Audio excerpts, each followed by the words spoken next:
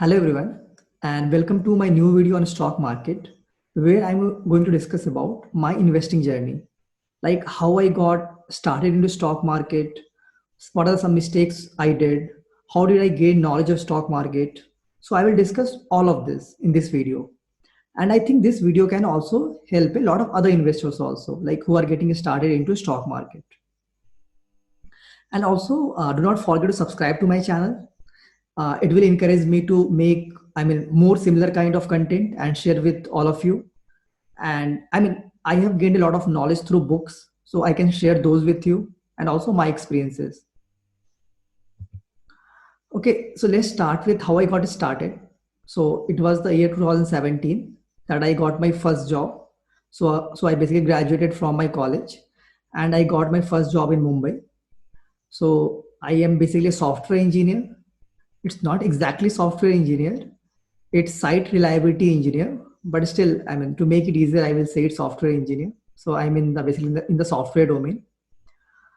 So I didn't think, so when I started the job, I didn't think of any investing then. And most of us do not think about investing, right? When you start earning, then you think about money. Okay, now you are getting some money. Like initially you spend a lot of money, right? When you get the money, you do not think about saving the money initially. But then I was in Mumbai, and of course, Mumbai is the financial capital of India.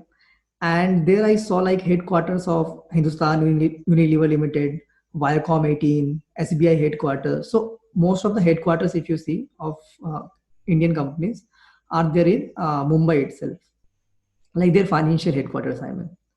Also in Mumbai, you have the Bombay Stock Exchange. So I have also seen that. And so this is like, okay, I'm just relating.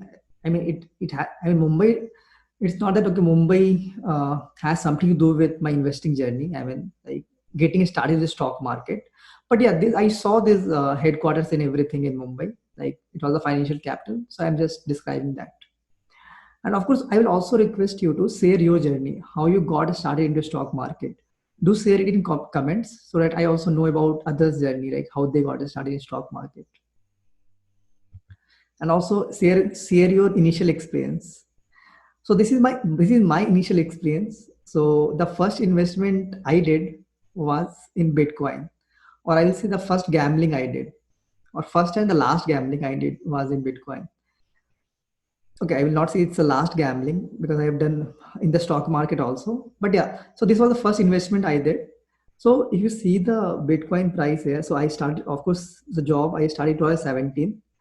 And if you see in close to when so this you see the graph, right? When I started my job, they started the bubble, Bitcoin bubble started, right? And it came, it was going up and up every day, right? So everybody was, basically investing into this. Everybody, even my colleagues that were at office, they were also investing into it. And my friends at college, everybody was, and they were making a lot of money from this, like buying and selling this. But okay, I also thought that, okay, okay, let me put some money into this. So I also put some money. But when I put, so it was almost like December 2018. So it's almost peak. It was almost at peak when I put the money. And of course, you know what happened, right? When you put money at the peak, what happens? You suffer loss, or either you keep on holding that, right? Because after this, it has never reached this peak. So basically, I will be at loss even if I hold Bitcoin. But then I sold this. After taking some loss actually. So this was my investing journey, the first investment I did. So basically, I followed the crowd here. So everybody was investing. I also invested basically. I didn't understand, right? Like what was the investment here? Like cryptocurrency. I didn't understand what was cryptocurrency. Why the price was going high. I didn't understand this. I didn't understand anything of this. Just because everybody was investing, I invested. Today also many do this. You will agree, right? You see the price going up, you start investing. Now when the price starts going down, you do not have any clue how to get out of that. So initially it will happen, but you will learn from mistakes. That's what happens. So I didn't, know anything like how much the returns the Bitcoin will give, like how did it work? I didn't know anything about this. Why is the price rising? That also I didn't know. So of course you can see from here, make out from it was a bubble, right? See this. From the levels of Okay, I have not the graph here, but some very low levels, it went to like $15,000, right?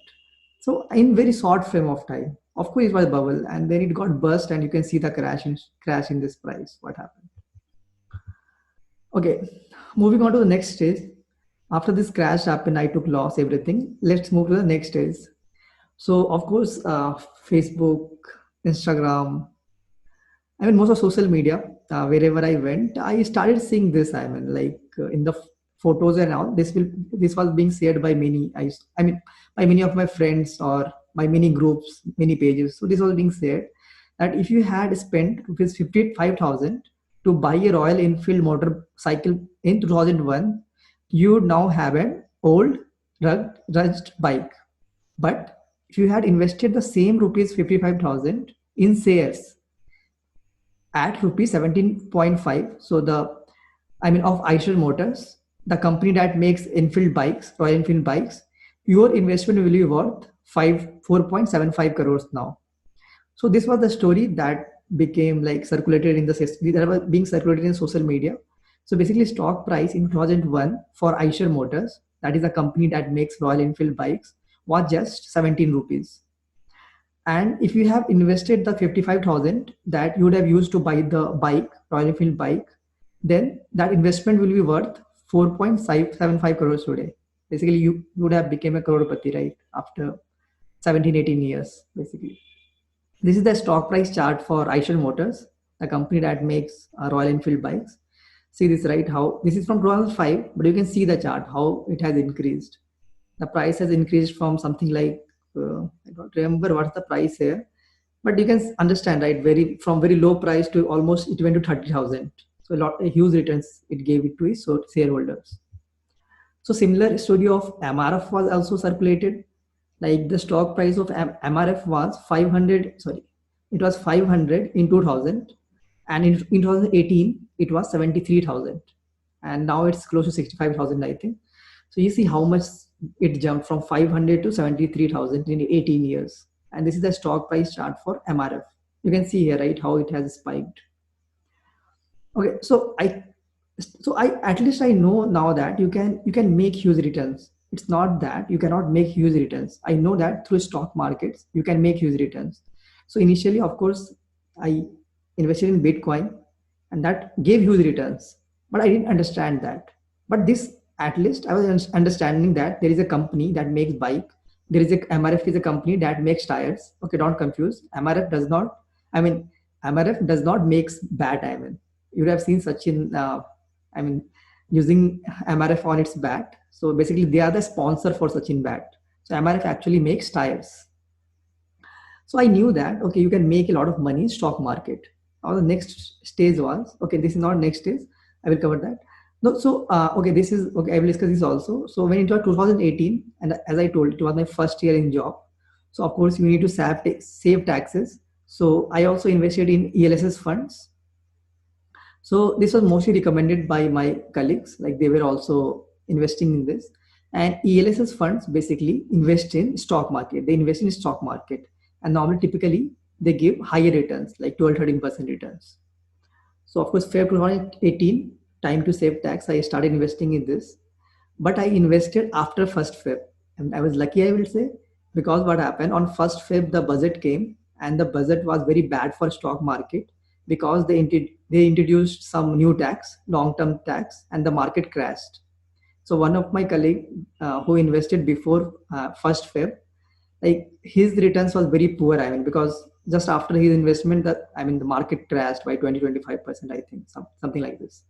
But I invested after this, so I was quite lucky. So the first fund I invested was Aditya Birla Long Term Equity Fund. I invested all the amount in this, but I didn't understand ELSS then also, like how did it work, everything. I just knew that okay, they are investing in some stocks. I saw some historical returns, like how much returns they have given in last 5-6 years. I invested in this fund. That's all, because I was in a hurry to save my tax. Basically, that was my intention. Okay, then of course I told you I knew now that from a stock market you can make huge returns. It was time to basically gain knowledge about stocks and finance. I didn't have any finance knowledge or stock knowledge till now. So it was time to gain knowledge about this. So of course, the first financial book that I read, and most of you will read, is Rich Dad Poor Dad. So this book actually is not about stock market. It's basically about understanding the value of money, like importance of saving money, understanding the difference between assets and liability, understanding the cash flow statement, like how your cash, I mean, how basically assets will help in producing more cash and liability will basically take your cash away from you. So understanding this. And also it also told that to not let your money sit idle at like in the bank account, in the saving account. So do not keep that idle. Only for emergency you can keep, but rest of the money you should not keep idle. Make your money work. So let the money earn some money, right? So this was what I learned from Rich Dad Poor Dad, and it is a very good book. I mean, so if you just want to understand about normal finance, then I started with stock market books. The first book I started with was The Intelligent Investor by Benjamin Graham. But most of the stuff in this was a bouncer for me, like a bouncer for me. I mean, the book is very good, but the issue is that if you read this as the first book, maybe you will not understand many of the stuffs in this book. It may happen. For me, it happened. I'm not sure others, but for me, it happened. So okay, I then again searched on Google and Quora, like I mean, stock market beginners book. Then I read Peter Lynch books, three Peter Lynch books, like Learn to Earn, Once Upon Wall Street, and Betting the Street. I read this in quite less time. So after reading these three books, I looked at the world very differently. I will tell you how I mean it happened. So basically, Peter Lynch was like he followed the approach of investing in what you know. For example, when I was looking at Lux, Surf Excel, Veeam, Rin, I was asking myself which company sells this. I mean, is this company that sells this product listed in the stock market? Can I buy that stock? So actually, Hindustan Unilever sells all these products. On roads, I was looking at the cars and bike logos, like which company makes these cars. I mean, these bikes are made by which company, and which are the most frequent seen cars on the road or bikes on the road. So I started identifying this. When I went to mall, okay, which shops in the mall are more crowded? Like which retail outlets are more crowded, right? These all I started to observe after reading that books, because that book is itself about investing in what I know, like most. I'm investing in those companies with whose products you use in your day-to-day life very frequently. Like when I went to Big Bazaar or DMart or Central, now the thought was that is that company that owns these Big Bazaar stores, DMart stores, Central, are these listed in the stock market? So actually they are listed. Is PVR and Inox listed? So when I went for watching movies, so you see how the world is different now, right? I didn't think about this when I initially went to malls or PVR, or when I was on the road, right? I didn't look like, I mean, I didn't see that, like, see this like that. So who sells Tiger, Jim Jam, Good Day biscuits? Like all of this, I started to observe slowly, like which company actually manufactures this product. So last one actually, Britannia makes all these biscuits actually. So that's how it changed after reading the Peter Lynch books. But still, there was some issue. I mean, Peter Lynch books are very good, but I told you, I mean, it was my first time I read it. So it happens. If you read any book for the first time, it will not become very clear for you. You still need to dig deeper, or read the same book again and again, right? You also need the experience also. So what happened? Mostly, I was looking at the price to earning multiple of stocks and investing in that. Like I invested in Vedanta, DHFL, PNB Housing Finance. Like their PE ratio was less than 10. So I thought that they are very cheap companies and I was investing. And I also like I went to DMart stores and I was very excited about DMart. I mean the crowd I saw. So I bought DMart. I mean Avenue Supermart is the company that operates DMart at 1200. But I sold them at some profits. So today the price of DMart is 2500, I think. So if I would not have sold, I mean, basically, I would have doubled my investment, but then I sold at that time because I was not very confident at that time. I didn't know what to buy, when to sell. I was still not very clear about this. Even after reading the Peter Lynch books, Peter Lynch books are very good. If you read it twice, you will understand. But if you read only for one time, maybe you will not remember everything. And I also saw stocks like DHFL crashing, like crashing by 80, 90%. That is huge. But I mean, I have already sold those stocks. I was lucky, I will say. Okay, then what I was missing, I mean, why I was doing these mistakes. So basically, I was not looking at the promoters of the company. Who are the promoters who are managing the company? That's very important, looking at the management of the company. I was not looking at the balance sheet, like the cash flow statement, like how much cash the company is producing. Profit is okay, but how much cash? And also, I was comparing the price to earning, absolute price to earning. So you should normally not do that. You should compare price to earning of one company to the company within the same sector. So like Vedanta is into a mining sector, let's say mining sector company. So I should compare its price to earning to only other mining companies. So all the mining companies actually have very low price to earning ratio. Similarly, DHFL and PNB Housing of Finance, these are NBFC company. And these companies also have very low price to earning multiple.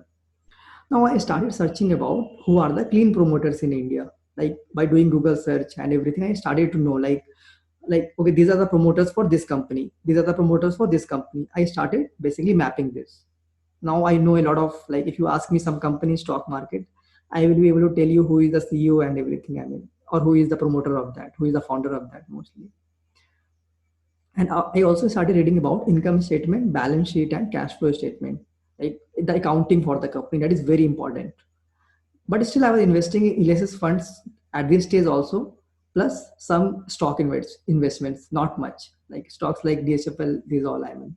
Then I sold them, but still I was like investing a smaller amount of money at this time. Then I read more books, like for balance, understanding balance sheet cash flow. I read Romancing the Balance Sheet by Anil Lamba. This is a very great book to understand financial statements of the company. Then I read Stock to Riches by Parag Parikh. This is mostly about behavior investing, like how investors change their behavior, right? If they see the stock price going high, if they see it crashing. So this book talks about that. Then I read about another very good book, The Unusual Billionaires by Saurav Mukherjee. So this is very great book again. It talks about 10, I think 10 companies in India, like very large companies, and their story, their journey, how they started, and like how they operated, everything this book talks about, like companies like Asian Paints, HDFC Bank, and many others. 10 companies I think it talks about. That's a very good book. Then other books are like Little Book That Beats the Market by Greenland. This is again very good book. Common Stocks and Uncommon Profits. This is a very great book. I mean, like if you want to understand what stocks to buy, when to sell, this is the one of the best books actually for that by Philip Fisher. I read this recently actually. Ideally, I should have read this long before. The Richest Man in Babylon is also like Rich Dad Poor Dad. It also teaches you the basics of finance, the importance of money, importance of investing money, importance of saving money. So I read all these books and many other books also I read. I do not remember. I read many other books also. Now after reading these books, I got a lot of more confidence. Okay, I started understanding like why everybody is going behind, like when the stock price is rising, why everybody is going behind it. Nobody is seeing the fundamental of the company. They just want profit, so they are going. It's the madness of crowd basically. Similarly, when stock price start crashing or going down, people start selling. They panic and start selling. They do not look at whether the fundamentals of company have changed or not. Maybe the company fundamentals are still same. There is some bad news. Maybe a quarter result is bad due to some issues. It can happen. See, I mean, companies, okay. Companies, it's not that companies' path will be like linear growth path, right? They will have like ups and downs, right? No companies like go follow the something like linear, right? They always follow something like this. They keep on going up, right? I mean, up through ups and down, they keep on going up. So there is even, I mean, when there is some down, the investors will panic and they will sell. When there is some up, like stock rose 20%, they will again, I mean, sell the stock and book the 20% profit. They do not see that this company has the ability to maybe give 500% returns in next 10 years. So these all are the, maybe I got confidence into this type of stuffs basically now. Then I also started becoming very active on Twitter. Like on Twitter, I started following companies. So many companies have their official page on Twitter. I started following the promoters of those companies on the Twitter if they are on Twitter. And also, there are like many good investors who discuss. I mean, who shares their knowledge on Twitter. So I started following them. I also started reading annual reports and quarterly reports. So I'm not telling that I read all the reports, but yeah, if I'm interested in some companies, I do try to read them. Then for news, I follow Economic Times. For mostly stock market news and finance news, I follow Economic Times. So I have the app and I keep on every day. I go through the news.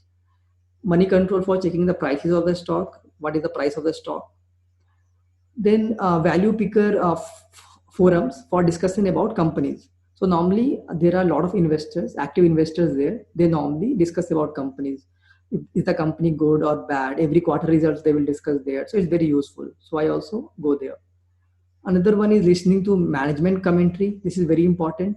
I was very inspired by how V. Vaidyanathan of IDFC First Bank was talking when the merger of IDFC First Bank and Capital First was happening. So, I mean, it was, I mean, he was speaking in such a way that I could trust him. I mean, it was such a way that, and okay, it's not that I mean, you should not only look at how a management is talking, you should also look that, okay, what they are talking, where they are not, sorry, whether they are able to implement that or not. See the numbers, whether they are reflecting on the actual numbers. But yeah, of course, I was inspired by that. And then I looked at IDFC First Bank and I thought that it has a good, I mean, I will say, possibility of doing very good in the future. And then I have been more aggressive from last 1 year mostly. So I started maybe 2018, but more aggression from last 1 year. I also invested a lot of money during this COVID crash that happened. I also started investing in index funds. Plus, I mean, I understood the importance of index funds now. I also have a video on that, like what are index funds in my channel, on my channel. And also about my portfolio, like whatever stocks I have bought, I will share that in my next video, like what stocks I have bought. And also I will give you the reason for why I have bought that stock. So this is about all about my investing journey. So now at this stage, I am quite aggressive in stocks mostly because I think that when you are young, you can take a lot of risks. I mean, when you have just started your job, when you are not married, at this stage you can take a lot of risk. Once you get married and once you have children, right? The I mean, amount of risks that you can take starts decreasing as your age keeps on decreasing, sorry, increasing. So that's why I am aggressive now at this age. So it's now almost 3 years for my job. So yeah, so I am quite aggressive now. And if you, I mean, if you want some more videos like this type of videos, do suggest me like topics on which I should make videos. I will try my best to like make videos on that. And do not forget to subscribe to my channel if you like the content, and also share this channel, I mean share these videos with others, your friends. Yeah, thank you for watching this video.